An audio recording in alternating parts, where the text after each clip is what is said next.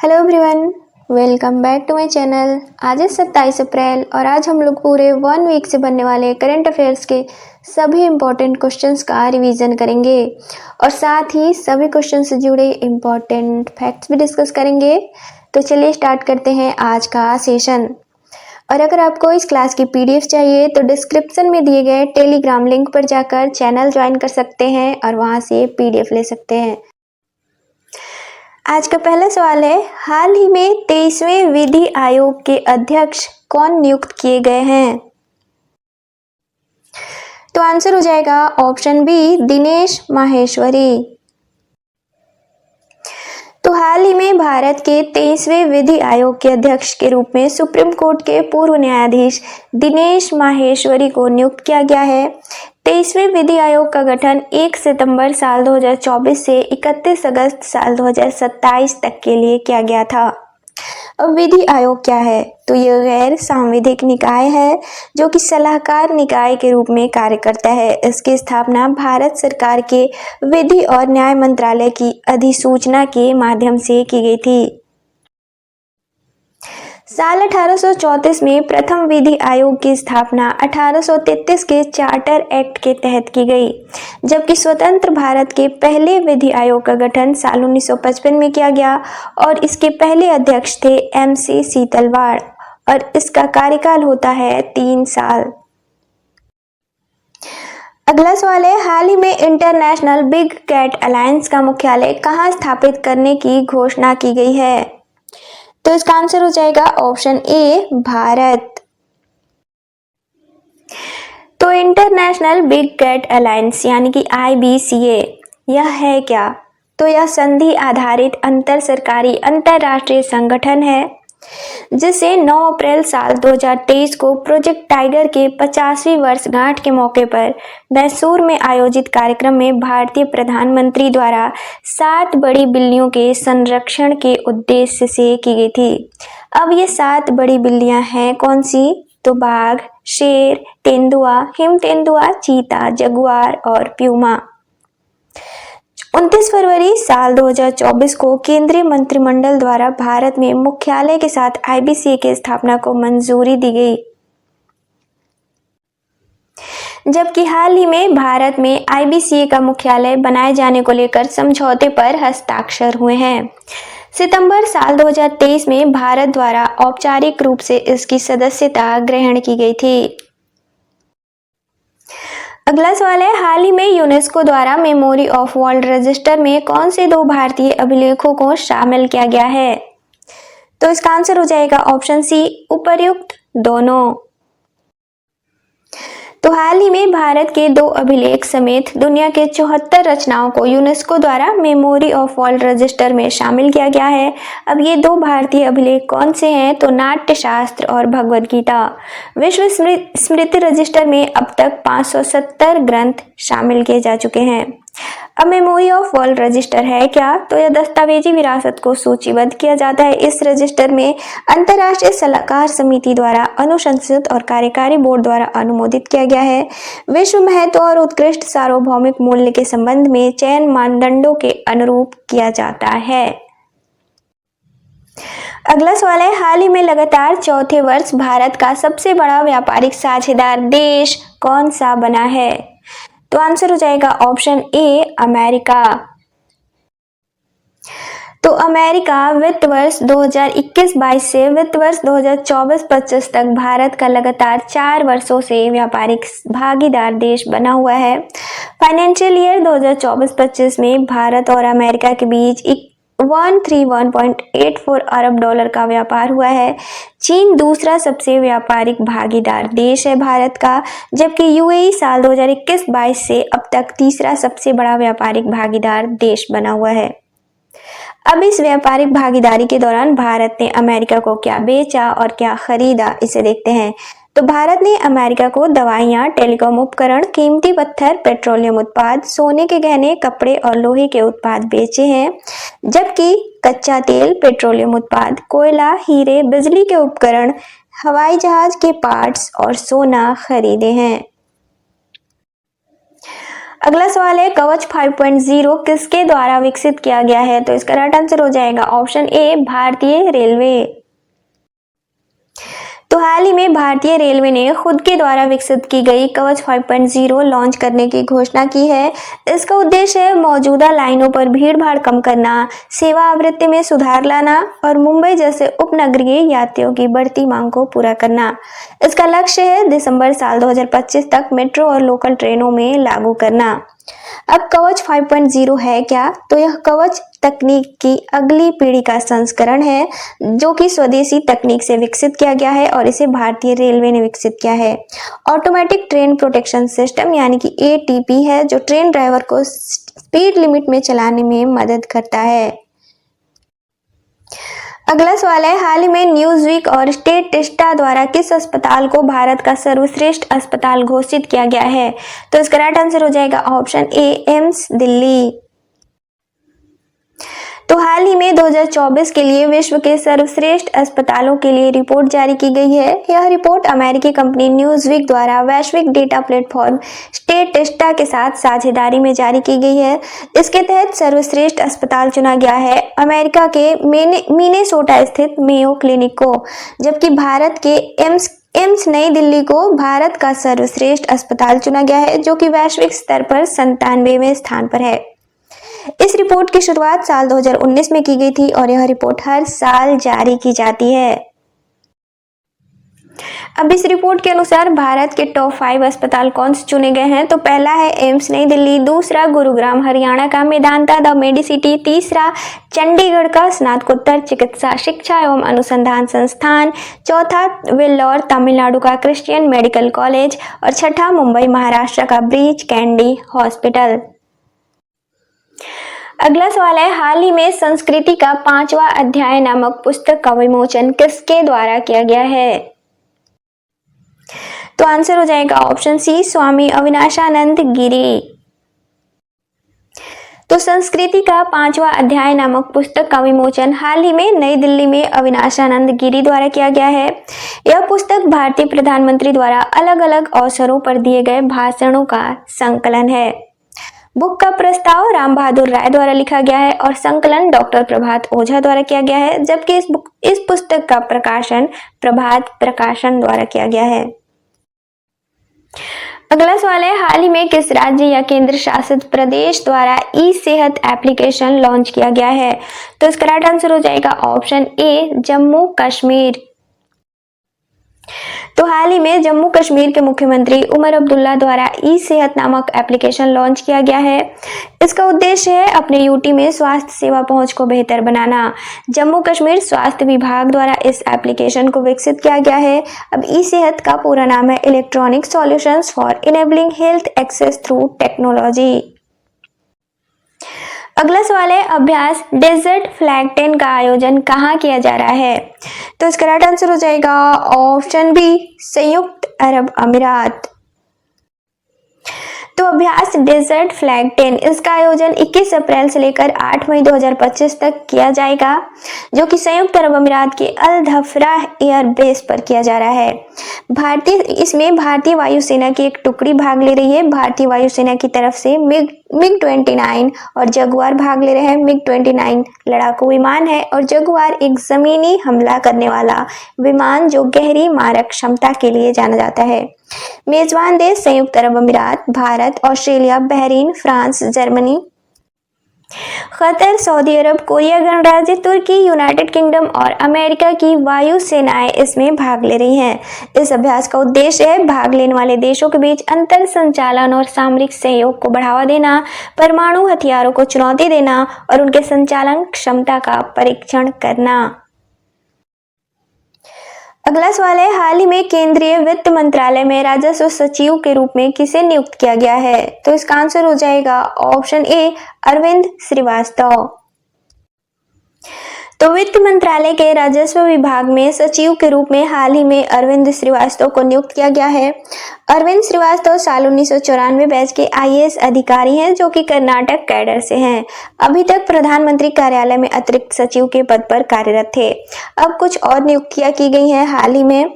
तो संस्कृति मंत्रालय में सचिव के रूप में विवेक अग्रवाल को नियुक्त किया गया है। विवेक अग्रवाल साल 1994 बैच के आईएएस अधिकारी हैं जो कि मध्य प्रदेश कैडर से हैं। अभी तक राजस्व विभाग में अतिरिक्त सचिव के पद पर कार्यरत थे। और नागरिक उड्डयन सचिव के रूप में हाल ही में समीर कुमार सिन्हा को नियुक्त किया गया है। अगला सवाल है, हाल ही में किस देश ने इंटरपोल गवर्नेंस समिति की अध्यक्षता संभाली है? तो इसका राइट आंसर हो जाएगा ऑप्शन ए, यूएई। तो हाल ही में संयुक्त अरब अमीरात को इंटरपोल की गवर्नेंस समिति का अध्यक्ष चुना गया है। यूएई के आंतरिक मामलों में अंतर्राष्ट्रीय मामलों के ब्यूरो के महानिदेशक लेफ्टिनेंट कर्नल दाना हुमैद अल मजौकी को अध्यक्ष नियुक्त किया गया है। इंटरपोल सदस्य देशों से 67% समर्थन यूएई को मिला है।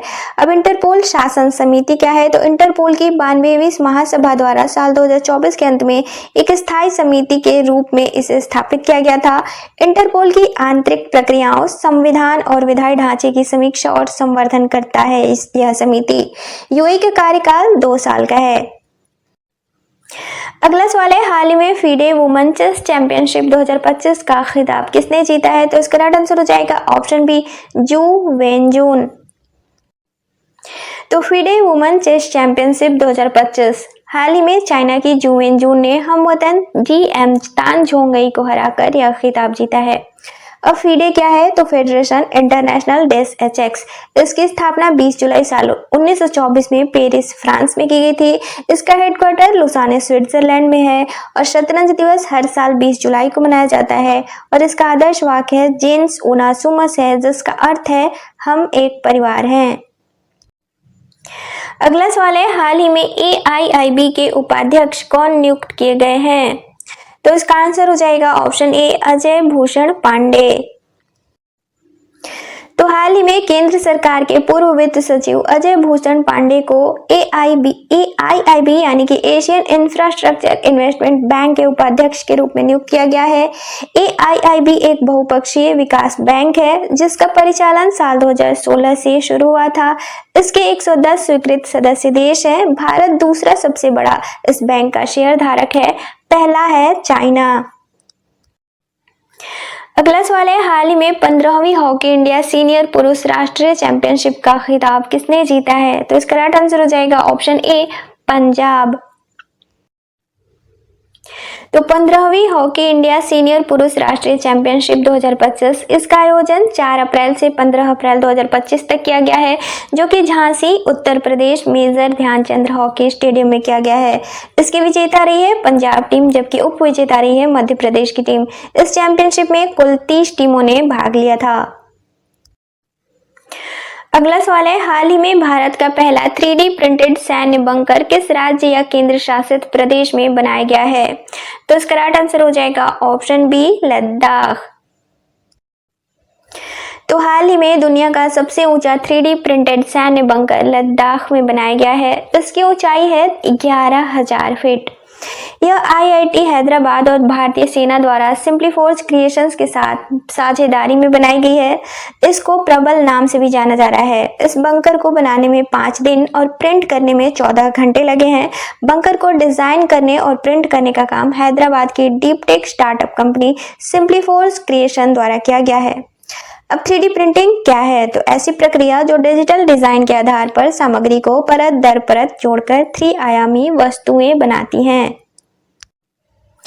अगला सवाल है, हाल ही में Laureus sports man of the year कौन चुने गए हैं? तो इसका आंसर हो जाएगा ऑप्शन ए, अरमांड डुप्लांटिस। तो लॉरियस वर्ल्ड स्पोर्ट्स अवार्ड्स 2025। तो हाल ही में लॉरियस वर्ल्ड स्पोर्ट्स अवार्ड्स 2025 में sports man of the year अरमांड Duplantis को चुना गया है, जो कि पोल वॉल्ट के खिलाड़ी हैं। और sports women of the year Simone Biles को चुना गया है, जो कि अमेरिकी जिम्नास्ट हैं। Laureus world team of the year Real Madrid को चुना गया है, जो कि फुटबॉल क्लब है। Laureus supporting icon of the year Rafael Nadal को चुना गया है, जो कि टेनिस प्लेयर है। Laureus sports comeback of the year Rebeca Andrade को चुना गया है, जो कि ब्राजील की जिम्नास्ट हैं। Laureus life time achievement award केली स्लेटर को चुना गया है, जो कि सर्फर की खिलाड़ी हैं। यह अवार्ड लॉरियस वर्ल्ड फाउंडेशन द्वारा हर साल दिया जाता है और इसकी शुरुआत साल 1999 में की गई थी। अगला सवाल है, निशानेबाजी विश्व कप प्रतियोगिता 2025 में पहले स्थान पर कौन सा देश रहा है? तो इसका आंसर हो जाएगा ऑप्शन सी, चाइना। तो निशानेबाजी विश्व कप 2025 इसका आयोजन 2 चरणों में किया गया है। पहला चरण 1 से 10 अप्रैल तक अर्जेंटीना की राजधानी ब्यूनस आयर्स में किया गया, जिसमें भारत ने 8 पदक जीते, 4 स्वर्ण, 2 रजत और 2 कांस्य से। इस पहले चरण में चाइना पहले स्थान पर और भारत दूसरे स्थान पर रहा था। दूसरा चरण 13 से 22 अप्रैल 2025 तक पेरू की राजधानी लीमा में आयोजित किया गया है, जिसमें भारत तीसरे स्थान पर रहा है। भारत ने 7 पदक जीते हैं, 2 स्वर्ण, 4 रजत और 1 कांस्य से। पहले स्थान पर चाइना रहा है, दूसरे स्थान पर अमेरिका रहा है। इस दूसरे चरण में 43 देशों के लगभग 400 निशानेबाजों ने इस विश्व कप में भाग लिया है। भारत की तरफ से 42 सदस्यीय दल इस विश्व कप में शामिल हुए थे। अगला सवाल है, खोंगजोम दिवस का संबंध किस पूर्वोत्तर भारतीय राज्य से है? तो इसका आंसर हो जाएगा ऑप्शन ए, मणिपुर। तो पूर्वोत्तर भारतीय राज्य मणिपुर में हर साल 23 मार्च को खोंगजोम दिवस के रूप में मनाया जाता है। 23 अप्रैल साल 1891 को खोंगजोम की लड़ाई लड़ी गई थी, जिसमें मणिपुर की सेना को हार मिली थी। मणिपुरी युद्ध में बलिदान देने वाले वीर नायकों की याद में यह दिवस मनाया जाता है। मणिपुरी सेना का नेतृत्व मेजर पाओना ब्रजबासी द्वारा किया गया था। अगला सवाल है, हाल ही में भारतीय सेना द्वारा कहां वॉइस ऑफ किन्नौर सामुदायिक रेडियो स्टेशन लॉन्च किया गया है? तो इसका आंसर हो जाएगा ऑप्शन बी, हिमाचल प्रदेश। तो भारतीय सेना द्वारा हाल ही में वॉइस ऑफ किन्नौर नामक सामुदायिक रेडियो स्टेशन हिमाचल प्रदेश के पूह गांव में शुरू की गई है। इसका उद्देश्य है स्थानीय लोगों को एक मंच प्रदान करना, क्षेत्रीय संस्कृति को बढ़ावा देना, शैक्षणिक और स्वास्थ्य संबंधी जानकारियों को लोगों तक पहुंचाना एवं सार्वजनिक हित की महत्वपूर्ण जानकारियों का प्रसारण करना। अगला सवाल है, विश्व टीकाकरण सप्ताह 2025 24 अप्रैल से कब तक मनाया जाएगा? तो इसका आंसर हो जाएगा ऑप्शन डी, 30 अप्रैल। तो विश्व टीकाकरण सप्ताह यह है क्या? तो यह वैश्विक स्वास्थ्य पहल है जो कि हर साल अप्रैल के अंतिम सप्ताह में मनाया जाता है। WHO के नेतृत्व में हर साल इस अभियान का आयोजन किया जाता है। इसका उद्देश्य है टीकों के महत्व के बारे में जागरूकता बढ़ाना और सभी के लिए हर जगह टीकाकरण सेवाओं तक समान पहुंच सुनिश्चित करना। साल 2025 में यह सप्ताह 24 से 30 अप्रैल तक मनाया जा रहा है। साल 2025 के लिए इस सप्ताह की थीम है, सभी के लिए टीकाकरण मानवीय रूप से संभव है। अगला सवाल है, हाल ही में केंद्रीय पुरातत्व सलाहकार बोर्ड की 38वीं बैठक कहां आयोजित की गई है? तो आंसर हो जाएगा ऑप्शन ए, नई दिल्ली। तो केंद्रीय पुरातत्व सलाहकार बोर्ड यानी कि CABA की 38वीं बैठक हाल ही में नई दिल्ली के भारत मंडपम में 23 अप्रैल को आयोजित किया गया है। साल 1945 में इस बोर्ड का गठन केंद्र सरकार द्वारा पुरातात्विक अनुसंधान के संचालन के लिए भारतीय विश्वविद्यालयों, शैक्षणिक संस्थानों और राज्य सरकारों के साथ भारतीय पुरातत्व सर्वेक्षण के बीच मजबूत संबंधों को बढ़ावा देने के उद्देश्य से की गई थी। इस बोर्ड का पुनर्गठन हर 3 साल पर किया जाता है। CABA की 37वीं बैठक साल 2022 में 14 जून को आयोजित की गई थी। इसकी अध्यक्षता जी किशन रेड्डी तत्कालीन कृषि मंत्री द्वारा की गई थी, जबकि 38वीं बैठक की अध्यक्षता गजेंद्र सिंह शेखावत द्वारा की गई है, जो कि संस्कृति मंत्री और CABA के अध्यक्ष हैं। अगला सवाल है, हाल ही में कीथ स्टैकपॉल का निधन हुआ है, उनका संबंध किस क्षेत्र से था? तो आंसर हो जाएगा ऑप्शन ए, क्रिकेट। तो ऑस्ट्रेलिया के पूर्व क्रिकेटर कीथ स्टैकपॉल का हाल ही में निधन हो गया है। साल 1973 में विजडन के वर्ष के सर्वश्रेष्ठ क्रिकेटर चुने गए थे। साल 1966 में अंतर्राष्ट्रीय क्रिकेट की शुरुआत की थी इन्होंने। साल 1971 में ऑस्ट्रेलिया और इंग्लैंड के बीच खेले गए सबसे पहले वनडे मैच में हिस्सा लेने वाले खिलाड़ी थे, जबकि साल 1974 में क्रिकेट से इन्होंने संन्यास ले लिया था। अगला सवाल है, हाल ही में Wisden cricketer of the year कौन चुने गए हैं? तो इसका आंसर हो जाएगा ऑप्शन डी, ए और बी दोनों। तो विजडन क्रिकेट अल्मनैक द्वारा भारतीय क्रिकेटर स्मृति मंधाना और जसप्रीत बुमराह को वर्ष 2024 के लिए विश्व का सर्वश्रेष्ठ क्रिकेटर चुना गया है। मंधाना यह उपलब्धि 2 बार पाने वाली पहली भारतीय महिला खिलाड़ी बन गई हैं। अगला सवाल है, भारत का पहला क्वांटम कंप्यूटिंग गांव किस राज्य में स्थापित किया जाएगा? तो इसका आंसर हो जाएगा ऑप्शन बी, आंध्र प्रदेश। तो भारत के पहले क्वांटम कंप्यूटिंग गांव की स्थापना अमरावती आंध्र प्रदेश में स्थापित करने की घोषणा की गई है। यह village real time governance society यानी कि आरटीजीएस द्वारा IBM, TCS और L&T संगठनों के सहयोग से स्थापित की जाएगी। यह विलेज 50 एकड़ भूमि क्षेत्र में फैली होगी। अगला सवाल है, हाल ही में विश्व आर्थिक मंच के अंतरिम अध्यक्ष कौन नियुक्त किए गए हैं? तो इसका आंसर हो जाएगा ऑप्शन ए, पीटर ब्रेबेक-लेटमैथे। तो WEF के संस्थापक क्लाउस श्वाब ने हाल ही में WEF के अध्यक्ष और बोर्ड के सदस्य के रूप में अपने पद से इस्तीफा दे दिया है। इनके इस्तीफे के बाद पीटर ब्रेबेक-लेटमैथे को अंतरिम अध्यक्ष बनाया गया है। अब WEF क्या है? तो वर्ल्ड इकोनॉमिक फोरम यानी कि विश्व आर्थिक मंच यह स्विस गैर लाभकारी संस्थान है। इसकी स्थापना साल 1971 में की गई थी, जो कि वैश्विक मुद्दों पर नीति निर्माताओं और CEOs को एक मंच पर लाने के उद्देश्य से की गई थी। इसका हेडक्वार्टर जिनेवा, स्विट्जरलैंड में है। अगला सवाल है, हाल ही में किस राज्य सरकार द्वारा हिंदी को तीसरी अनिवार्य भाषा बना दिया गया है? तो आंसर हो जाएगा ऑप्शन ए, महाराष्ट्र। तो हाल ही में महाराष्ट्र सरकार द्वारा क्लास 1 से 5 तक के स्कूलों में हिंदी को अनिवार्य भाषा बना दिया गया है। यह राष्ट्रीय शिक्षा नीति यानी कि NEP 2020 के प्रावधानों के तहत किया गया है। अभी तक केवल मराठी और अंग्रेजी अनिवार्य भाषा थे महाराष्ट्र राज्य में। NEP 2020 यानी कि न्यू एजुकेशन पॉलिसी यह 3 भाषाओं यानी कि त्रिभाषा सूत्र को बढ़ावा देता है। पहली भाषा मातृभाषा या क्षेत्रीय भाषा, दूसरी भाषा हिंदी भाषी राज्यों में हिंदी या अंग्रेजी भाषा, तीसरी भाषा हिंदी भाषी राज्यों में अंग्रेजी या अन्य भारतीय भाषा, या फिर गैर हिंदी भाषी राज्यों में अंग्रेजी या अन्य भारतीय भाषा।